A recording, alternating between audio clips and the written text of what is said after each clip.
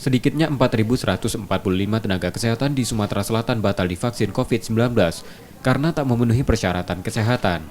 Para nakes yang batal divaksin akibat memiliki penyakit penyerta, seperti diabetes dan hipertensi yang berisiko tinggi. Dinas Kesehatan Sumatera Selatan menyebut sebanyak 1.101 tenaga kesehatannya ditunda atau dijadwalkan ulang vaksinasinya karena kondisi kesehatan yang tidak stabil saat screening. Sementara catatan Dinkes Sumsel untuk cakupan vaksinasi tenaga kesehatan, saat ini sudah 40% dari total 48.470 orang nakes yang memenuhi syarat vaksin.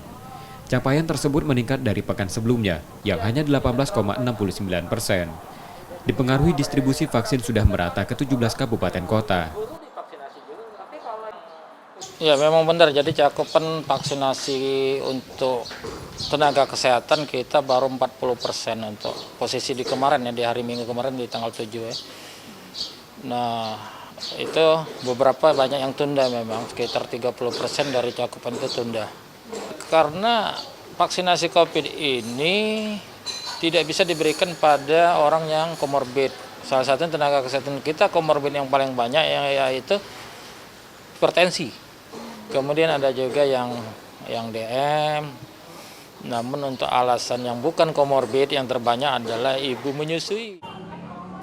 Target vaksinasi COVID-19 untuk nakes di provinsi ini rampung pada akhir Februari 2021, yang kemudian dilanjutkan vaksinasi untuk layanan publik pada Maret hingga April.